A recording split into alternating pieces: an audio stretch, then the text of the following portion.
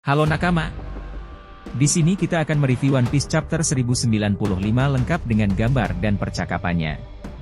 Chapter ini diberi judul, Dunia Ini Tidak Layak Untuk Ditinggali.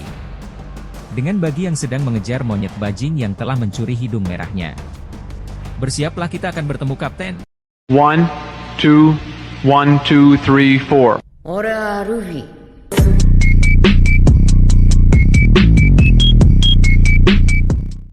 Semua prajurit angkatan laut terkejut dan lari ketakutan karena kedatangan Saint Saturn ke Pulau Egghead. Gorosei Saint Saturn telah turun ke medan pertempuran.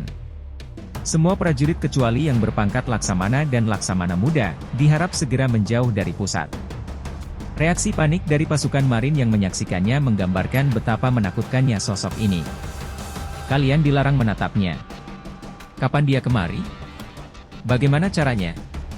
Namun, keberadaan Saturn bukan hanya sekadar ancaman fisik. Kehadirannya membawa pertanyaan besar tentang sejarah dan tujuan sebenarnya dari Gorosei. Aku hanya pernah melihatnya di foto. Kilatan cahaya apa itu? Dia itu Celestial Dragon yang bisa memerintah Laksamana demi kepentingannya sendiri. Sosok yang berada di puncak para dewa? Sosok seperti dirinya datang dari Mary Joyce ke tempat ini. Terlihat Bonnie yang sedang menusuk Saturn yang secara mengejutkan. Bonnie, apa yang kau lakukan? Dia menikam Gorosei. Kalian tahu, beliau itu penguasa yang berada di puncak dunia ini. Semuanya, keluarkan senjata. Vegapunk sampai terkejut karena ulah Bonnie. Jangan ribut dasar para kecoa, ujar Bonnie dengan amarah dan dendamnya. Mata Saturn mengeluarkan cahaya. Jika aku tidak ingin tertikam olehnya, aku akan menghindar. Saturn yang tertusuk oleh Bonnie langsung mencengkramnya dengan mudah. Bonnie, yang sebelumnya menusuk Saturn, menemui kesulitan ketika Saturn mampu menghindari serangannya dengan kecepatan yang luar biasa. Sanji yang berusaha menolong Bonnie ternyata dan tidak bisa bergerak dan kemudian jatuh terpental. Belum dipastikan mengapa Sanji bisa terjungkal seperti itu. Yang bisa dilihat hanya karena Saturn mengeluarkan teknik yang membuat matanya bercahaya. Keajaiban terjadi saat mata Saturn bercahaya, dan darah yang tadinya berserakan di janggutnya menghilang tanpa jejak. Melihat kesempatan itu, para angkatan laut berinisiatif menangkap Vegapunk dan kawan-kawannya. Ini kesempatan kita, cepat tangkap Vegapunk dan rekan-rekannya. Saturn yang melihat tindakan angkatan laut pun berteriak.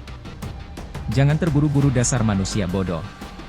Kalian tidak perlu khawatir, mereka tidak bisa bergerak lagi, tetaplah di posisi. Untuk level orang sepertimu, kau lamban dalam menjalankan tugas Kizaru. Kizaru yang telah terkapar karena pertarungan dengan Luffy pun menjawab. Maafkan, saya telah lalai menjalankan tugas. Selain itu tubuh saya sudah tidak bisa digerakkan. Saturn menatap Luffy yang sedang terkapar di tanah karena efek dari Gear 5-nya. Aku bisa memahaminya. Tapi biar ku pastikan dulu. Lalu Saturn menyerang Luffy dengan kaki laba-labanya yang runcing tersebut. Franky yang melihat itu tidak berdiam diri saja. Dia berusaha memindahkan Luffy agar tidak menjadi sasaran Saturn. Strong Raik. Begitu rupanya, kalian jenis kelompok bajak laut yang suka saling menolong.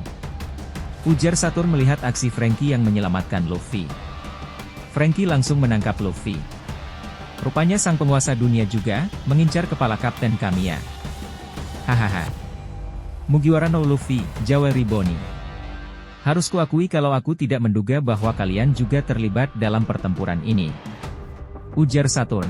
Tapi jika memang merasa bisa melakukannya, silahkan saja mencoba keluar dari pulau keputusasaan, yang telah dikepung dari segala arah oleh angkatan laut. Teriak Saturn. Hei Vegapunk. Aku sangat menyayangkan pengkhianatan yang telah kau lakukan. Meski begitu, aku sangat berterima kasih atas jasamu pada angkatan laut selama ini. Ujar Saturn kepada Vegapunk. Siapa yang ingin mati terlebih dahulu? Katakan siapa yang paling menderita. Aku ingin kalian mati dengan penyesalan karena telah berani menentang pemerintah dunia. Lalu Saturn mengangkat Bonnie dan berkata, kenapa manusia selalu ingin melakukan hal yang dilarang baginya? Franky yang baru menyadari dirinya tidak bisa bergerak pun berkata, hei, apa di antara kalian ada yang bisa bergerak? Tubuhku tidak bisa digerakkan, seperti tertahan oleh sesuatu. Kalau bukan oleh sains berarti ini kekuatan buah iblis. Dan di sini kita mendapatkan sedikit informasi bahwa kondisi saat ini dikarenakan efek dari jurus buah iblis. Tetapi belum dipastikan siapa yang melakukannya. Bonnie dalam bahaya. Bonnie yang sesak karena cengkraman kuat Saturn pun berkata, "Saturn, kau telah membunuh ayahku." Saturn yang mendengar itu berteriak, "Maksud MU Kuma? Dia sudah dilahirkan menjadi budak. Dia adalah keturunan yang telah melakukan kejahatan besar bagi dunia ini. Keluarga yang telah musnah, yaitu keluarga Buccaneer." Vegapunk terlihat terkejut mendengar penjelasan tersebut. Bonnie teringat masa lalunya bersama Kuma ayahnya. "Bonnie, tahu tidak? Ayah ini selalu bercita-cita untuk menyelamatkan orang-orang yang menderita karena tidak memiliki kebebasan. Dan menjadi pahlawan bagi mereka," ujar Kuma dalam masa lalu Bonnie. Pada saat bersamaan Saturn memerintah Angkatan Laut agar membidik kepala Bonnie. Bidik kepalanya. Lanjut flashback yang diingat oleh Bonnie. Layaknya Nika sang pejuang kebebasan. Nika adalah idola ayah. Dia akan datang dengan genderang kebebasannya. Semua yang berada di pertempuran pun berteriak, karena tidak bisa bergerak dan tidak bisa berbuat apapun. "Hentikan, dia itu masih anak kecil," ujar Vegapunk. "Apakah dia juga akan memberiku kebebasan?" "Ya tentu saja." Kejutan terbesar muncul ketika terungkap bahwa Kuma adalah sosok yang telah lama menginginkan kebebasan. Memasuki flashback yang penuh emosi, kita menyaksikan kisah tragis Kuma yang terlahir sebagai budak dan cita-citanya untuk menjadi pahlawan kebebasan, seperti Nika, legenda pejuang yang diturunkan melalui suku Buccaneer. 49 tahun yang lalu di kerajaan Sorbet. Lahir anak laki-laki yang besar. "Kuma anakku. Di sana ada dokter yang membantu dengan sepenuh hati. Soal garis keturunannya, aku takkan membocorkannya." Terlihat di sana Kuma kecil dengan wajah cerianya. Selang waktu kemudian dokter yang tadi membantu pun datang lagi dan berteriak, "Orang pemerintah sudah datang ke rumah sakit. Maafkan aku sungguh minta maaf." Dan kita diperlihatkan tangan yang terborgol. Yang sepertinya itu adalah tangan ayah dari Kuma tersebut. Kebebasan yang diimpikan Kuma bertabrakan dengan kekejaman dunia yang tidak adil, membawa rasa putus asa namun juga tekad kuat untuk tetap hidup dan melawan. "Istriku bukan keturunan Buccaneer. Tolong ampuni anakku juga. Kumohon," teriak ayah Kuma yang meminta pengampunan. Dan kita diperlihatkan Kuma, ayahnya dan ibunya yang diborgol untuk dijadikan budak. "Tidak apa. Kita akan baik-baik saja," ujar ibu Kuma menenangkan. Kekejaman Tenryubito tidak berhenti sampai di situ. Kuma yang masih kecil sedang diikat dan membawa barang-barang berat. Budak ini adalah keturunan Buccaneer. Lihat dia sangat kuat meski masih sangat muda. Terlihat Kuma yang sedang dicambuk yang tidak tahu dikarenakan apa dia dicambuk. "Jadi orang jangan lelet dong. Jangan nangis. Minta dibunuh ya?" teriak salah satu Tenryubito mengancam. "Hei Kuma. Apa kau baik-baik saja?" tanya sang ayah yang melihat anaknya penuh luka. "Ayah. Majikanku sangat baik hati. Aku benar-benar sangat beruntung," ujar Kuma menenangkan ayahnya. Lalu di satu waktu, ibu sudah mati. Sekarang dia pasti sudah bahagia di surga. Tapi itu lebih baik, benar kan? Terlihat Kuma kecil yang sedang menangis begitu sedih. "Kuma, kau adalah anak yang kuat. Kau harus bertahan dan terus hidup." "Kenapa? Padahal lebih baik aku juga mati saja," ujar Kuma yang terungat ibunya. "Pejuang kebebasan akan datang. Lalu dia akan menyelamatkan MU. Nika sang dewa matahari. Itu adalah nama pejuang legendaris yang diceritakan turun-temurun di keluarga kita. Keluarga Buccaneer. Suatu hari nanti dia akan membawamu ke laut bebas di bawah matahari," ujar ayahnya menghibur Kuma yang sedang bersedih. Dan dia juga membuat orang tertawa dengan genderang kebebasannya. Lalu tiba-tiba ayah Kuma ditembak dari belakang oleh salah satu Tenryubito. Berisik. Kuma seketika tercengang melihat ayahnya mati di depannya. Pertarungan ini membawa kita ke sebuah turnamen brutal yang diadakan setiap 3 tahun sekali, di mana manusia dianggap sebagai buruan. 38 tahun yang lalu di West Blue. Maaf telah membuat kalian menunggu. Ajang uji kekuatan yang diadakan setiap 3 tahun sekali. Yaitu ajang pembasmian penduduk lama akan dimulai.